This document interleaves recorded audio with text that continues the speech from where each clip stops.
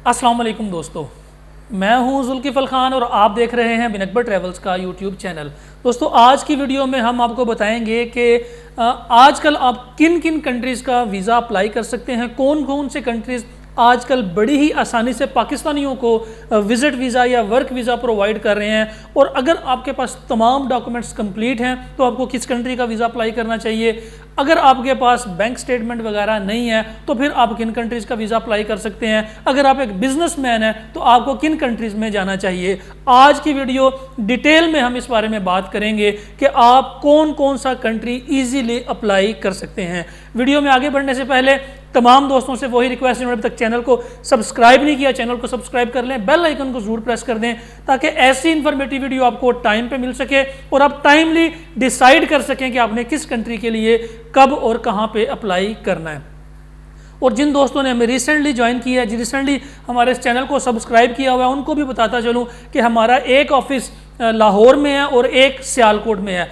Monday to Friday मैं अपने Lahore office में बैठता हूँ और सैटरडे संडे में सियालकोट में मौजूद होता हूँ।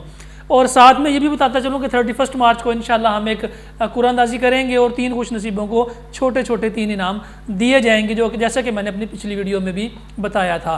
तो सबसे पहले स्टार्ट करते हैं कि इस वक्त किन किन कंट्रीज़ के वीज़े पाकिस्तान से बासानी लग रहे हैं। सबसे पहले चूँकि मार्च है, मार्च में टूरिज़्म का सीज़न स्टार्ट हो जाता है। उन कंट्रीज़ के अंदर जो कंट्रीज़ जिनका माहौल थोड़ा ठंडा है, जो ठंडे कंट्रीज़ हैं जैसे यूरोप है, जैसे यूके है, तो ऐसे कंट्रीज़ के अंदर मार्च से टूरिज़्म का सीज़न स्टार्ट हो जाता है, जिसमें आपका पूरा यूरोप आ रहा है। यूरोप के अंदर इस वक्त सबसे अच्छी जो वीज़ा रेशो है वो स्पेन की है और नेदरलैंड्स की भी है। इटली में इस वक्त अपॉइंटमेंट्स अवेलेबल नहीं है, इसलिए लोग इटली की तरफ नहीं जा रहे। रोमानिया में भी अगर आपके पास इन्विटेशन लेटर है तो रोमानिया का भी इस वक्त visa ratio, visit visa ratio जो है वो बहुत अच्छी है। तो शेंजन के अंदर आप ये 2 से 3 कंट्रीज़ का अगर आप अप्लाई करें तो वीज़ा मिलने के चांसेस 90% से ज़्यादा हैं। तुर्की में इस वक्त वीज़ा रेशो बहुत अच्छी है। थाईलैंड के वीज़े लग रहे हैं, मलेशिया के लग रहे हैं, आज़रबाईजान के लग रहे हैं। आज़रबाईजान चूँकि ई वीज़ा दे रहा है, आप ऑनलाइन भी अप्लाई कर सकते हैं। मलेशिया के स्टिकर वीज़ा 1 अप्रैल से स्टार्ट हो रहा है, आप वो भी अप्लाई कर सकते हैं। उसके लिए कोई लंबी चौड़ी रिक्वायरमेंट नहीं चाहिए, पासपोर्ट, ID कार्ड और तस्वीरें चाहिए। थाईलैंड के भी वीज़े स्टिकर हो रहे हैं, आपके पास 1 साल की बैंक स्टेटमेंट हो, NTN आपका बना हुआ हो और पासपोर्ट, ID कार्ड, तस्वीरें हो तो आपका वीज़ा थाईलैंड का भी लग सकता है। पूरे यूरोप की जो रिक्वायरमेंट है वो आपके 2 साल की टैक्स रिटर्न है। अगर आपने 2 साल में टैक्स अदा किया हुआ है तो आपके लिए यूरोप के वीज़े लगने आसान है। अगर आप बिजनेसमैन हैं तो आपके पास आपकी चैम्बर की रजिस्ट्रेशन होनी चाहिए, आपके पास NTN होना चाहिए या दूसरी रजिस्ट्रेशन जो आपके पास हैं वो मौजूद होनी चाहिए, तो फिर आपका यूरोप का वीज़ा लगने में बहुत आसानी है। और प्लस पॉइंट, अगर आपके पास ट्रैवल हिस्ट्री है या कोई प्रॉपर्टी आपके नाम पर है तो यूरोप में ये चीज़ें प्लस हो जाती हैं। लेकिन जो बेसिक रिक्वायरमेंट है वो आपकी बैंक स्टेटमेंट है, आपका सोर्स ऑफ इनकम है, आपके पासपोर्ट, ID कार्ड, तस्वीरें हैं, इसके अलावा आपकी टैक्स रिटर्न्स हैं, ये पूरे यूरोप के लिए हैं। इसके अलावा यूएसए में चूंकि आजकल अपॉइंटमेंट्स का इशू है, लेकिन अगर आप ऑनलाइन पेड अपॉइंटमेंट ले लेते हैं तो यूएसए में भी इस वक्त वीज़ा चांसेस जो हैं वो बहुत बेहतर हैं। कनाडा की बिल्कुल ट्राई ना करें विजिट वीज़ा के हवाले से। अगर आप कनाडा जाना चाहते हैं तो फिर आप या इमिग्रेशन की तरफ जाएं या फिर वर्क परमिट या वर्क ऑफर लेटर की तरफ जाएं। कनाडा में विजिट वीज़ा की रेशो सिर्फ 10% है, वो भी सिर्फ फैमिलीज़ को मिल रहे हैं, इसके अलावा बाकी नहीं मिल रहे। हाँ, अगर आप कनाडा में अप्लाई करना चाहते हैं और आप एक बिजनेसमैन हैं और आपके पास जो बिज़नेस है उसके रिलेटेड कोई एग्जीबिशन कनाडा में आ गई है या वहाँ पर कोई शो लग रहा है ऐसा या कोई इवेंट ऐसा आ गया है, तो फिर आप एज ए बिजनेस टूर आप अप्लाई करें, उसमें वीज़ा रेशो आपको काफ़ी बेहतर मिल जाएगी। जापान इस वक्त बंद है, जापान अप्रैल में भी खुलने की उम्मीद नहीं है। मई में हो सकता है कि जापान के टूरिस्ट वीज़े ओपन हो जाएं। इस वक्त जापान बिजनेस वीज़ा दे रहा है और वर्क वीज़े के ऊपर प्रोसेस हो रहा है। और वर्क वीज़े का प्रोसेस मैं इसके ऊपर एक बड़ी लंबी चौड़ी वीडियो बना चुका हूं। जो दोस्त जापान जाना चाहते हैं वो उसका तरीकाकार किस तरह से इख्तियार करेंगे। पीछे बचता है ऑस्ट्रेलिया। ऑस्ट्रेलिया में चूंकि वर्ल्ड कप T20 आ रहा है अक्टूबर के अंदर, लोग धड़ाधड़ मैचेस की टिकट्स परचेज कर रहे हैं और मैं देख रहा हूं कि दिन ब दिन टिकट्स के रेट, मैचेस के जो टिकट्स के रेट हैं वो हाई होते जा रहे हैं। अब अभी से मैचेस के टिकट लेके परचेज करके अपने पास रख लें।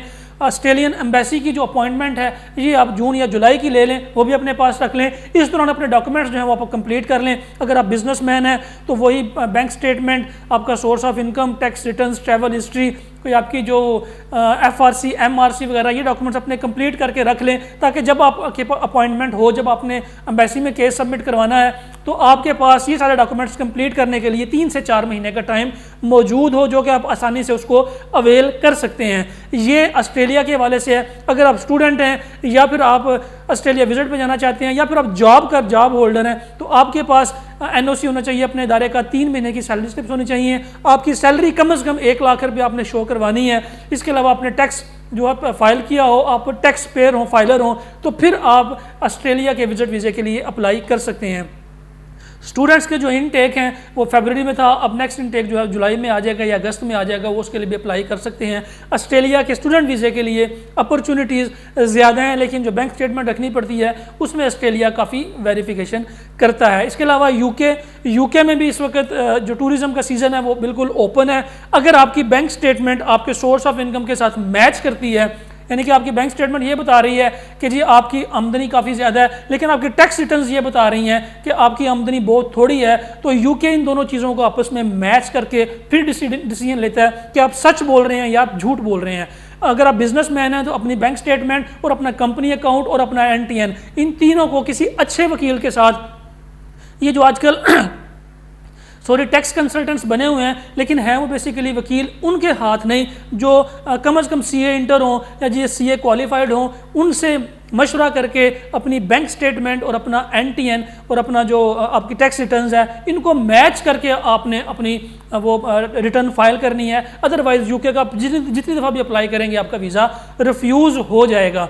ये यूके के लिए बड़ी इंपॉर्टेंट है, क्योंकि यूके में आपने अपनी बैंक स्टेटमेंट शो करवानी है, अपना source of income, tax returns, अपनी फैमिली की डिटेल्स, अपनी ट्रैवल हिस्ट्री, इसके अलावा बाकी जो आपके सोर्स ऑफ इनकम्स हैं, कोई घर रेंट पे है या कोई और चीज़ है, जितने भी सोर्स ऑफ इनकम्स आप शो करवा सकते हैं वो आपने करवाने हैं। फिर आपको यूके विजिट वीज़ा देता है या आपको बिजनेस वीज़ा देता है, अदरवाइज यूके इसको रिफ्यूज़ कर देता है। इसलिए यूके अप्लाई करने से पहले अपनी जो टैक्स रिटर्न्स हैं वो लाजम किसी क्वालिफाइड बंदे को, टैक्स कंसल्टेंट को आप दिखाएं, अदरवाइज इसके लिए अप्लाई आप बिल्कुल ना करें, अदरवाइज रिफ्यूज़ हो जाएगा। जर्मनी में भी वर्क परमिट अनकरीब स्टार्ट होने वाला है, उसके भी तरीकाकार यही होगा जैसे कोरिया का है, जैसे जापान का, जर्मनी का भी बिल्कुल उसी तरह से होगा कि आप लोगों ने सबसे पहले जापानीज़ लैंग्वेज सीखनी है या कोरियन लैंग्वेज सीखनी है या जर्मन लैंग्वेज सीखनी है। ये लैंग्वेज सीखने के बाद आपका पहले लैंग्वेज टेस्ट होगा, फिर स्किल टेस्ट होगा कि आपको कौन सा हुनर आता है, उस हुनर में आपकी महारत कितनी है।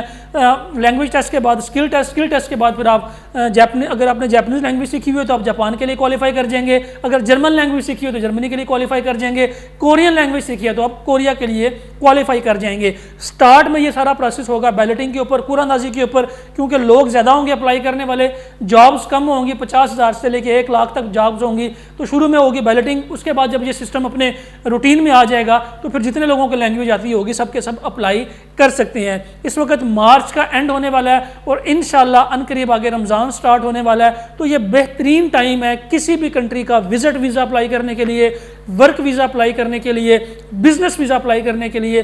आपको ये जो कंट्रीज़ मैंने बताई हैं, अगर इन कंट्रीज़ में से आपको किसी भी हवाले से कोई भी इंफॉर्मेशन चाहिए, आप नीचे कमेंट सेक्शन में कमेंट ज़रूर कर दें। हमें व्हाट्सएप पर रब्ता भी कर सकते हैं। फ़ोन कॉल के लिए आप व्हाट्सएप पर रब्ता ना कीजिएगा, फ़ोन कॉल आप सिम पे किया करें, क्योंकि व्हाट्सएप पे हम कॉल्स जो हैं वो अटेंड नहीं करते। इसके अलावा अगर आप ट्रैवल हिस्ट्री बनाना चाहते हैं अपनी, तो आप बिल्कुल आपका फ्रेश पासपोर्ट है तो इन दिनों में आप मलेशिया, थाईलैंड, श्रीलंका ये बिल्कुल ओपन है, अभी वियतनाम और सिंगापुर ओपन नहीं हुए, आप ये 3 कंट्रीज़ करके आएँ। इसके बाद टर्की और अज़रबैजान करें, ये तीनों पहले ये 3 एक ग्रुप में कर लें, फिर टर्की और अज़रबैजान कर लें। इसके बाद फिर आप शेंजन के लिए अप्लाई कर दें, शेंजन का लगता है। उसके बाद फिर आप यूएसए, यूके या कनाडा के लिए अप्लाई करना चाहते हैं तो आप वहाँ के लिए अप्लाई कर सकते हैं। ये ट्रैवल हिस्ट्री जिनकी बिल्कुल भी नहीं है, ये उनके लिए मशवरा है कि आप इस तरह से इसको स्टार्ट ले सकते हैं, लेकिन कोशिश ये करें डन बेस पे की तरफ बिल्कुल ना जाएँ, शॉर्टकट्स की तरफ बिल्कुल ना जाएँ, फेक डॉक्यूमेंट्स की तरफ बिल्कुल भी ना जाएं, क्योंकि ये पाकिस्तान है, ये हमारी इज़्ज़त है, ये हमारा गुरूर है, ये हमारा मान है। हम कोशिश करें कि जो हमारा हरा पासपोर्ट है, ग्रीन पासपोर्ट है, इसकी इज़्ज़त बने। फेक डॉक्यूमेंट्स जब एम्बेसी में जाते हैं तो फिर वो बाकी लोगों के लिए भी सख्ती कर देते हैं। कोशिश करें अपने कंसल्टेंट से बात करें, अपने ट्रैवल एजेंट से बात करें, जो भी बंदा आपकी फ़ाइल तैयार कर रहा है उससे कहें कि खुदारा मेरी फ़ाइल में कोई भी फेक डॉक्यूमेंट नहीं लगाना, चाहे महीना, 2 महीना, 3 महीने लग जाते हैं, मैं अपने ओरिजिनल डॉक्यूमेंट्स के साथ, ओरिजिनल इन्फॉर्मेशन के साथ अप्लाई करूँगा ताकि कोई भी कंट्री आपको वीज़ा रिफ्यूज़ ना करे। जब किसी भी कंट्री में किसी भी एम्बेसी में रिफ्यूज़ल्स ज़्यादा हो जाती हैं तो फिर उनका भी एक माइंडसेट बन जाता है कि लोग फेक डॉक्यूमेंट्स लगाते हैं। तो खुदारा हाथ जोड़ के रिक्वेस्ट है सारे पाकिस्तानियों के आगे कि फ़ेक डॉक्यूमेंट्स ना लगाया करें, fake bank statement, fake source of income, कोई भी डॉक्यूमेंट फेक ना लगाएं, अपने ओरिजिनल डॉक्यूमेंट्स अच्छे तरीके से बनवाएं, अपनी टैक्स रिटर्न्स किसी क्वालिफाइड बंदे से सबमिट करवाएं। तो ऐसा हो ही नहीं सकता कि कोई कंट्री आपको वीज़ा ना दे। बहुत से लोग ऐसे भी हैं जिनके पास अकाउंट में बहुत सारे पैसे पड़े हुए हैं, वो कह रहे हैं 40 लाख ले लें, 25 लाख ले लें, 30 लाख ले लें, हमें यूरोप भिजवा दें, हमें यूएसए भिजवा दें, हमें यूके भिजवा दें। तो खुदारा ये पैसे अपने अकाउंट में रखें, अपनी ट्रांजैक्शंस करें, अपने नाम पे बिजनेस रजिस्टर्ड कराएं, बिजनेस कारोबार शो करें पाकिस्तान के अंदर। तो हर कंट्री आपको वीज़ा देने के लिए तैयार है। थोड़े से पैसों में आपके हर कंट्री का वीज़ा लग जाएगा। आपको इकट्ठे इतने पैसे दे के डन बेस के ऊपर या फिर इकट्ठा शॉर्टकट को इस्तेमाल करके आप इन कंट्रीज़ में बिल्कुल भी ना जाएं। फिलहाल के लिए इतना ही। अपना और अपने साथ रहने वालों का खास ख्याल रखिएगा। अपने इस चैनल का भी मुझे दें इजाज़त। अल्लाह हाफिज़।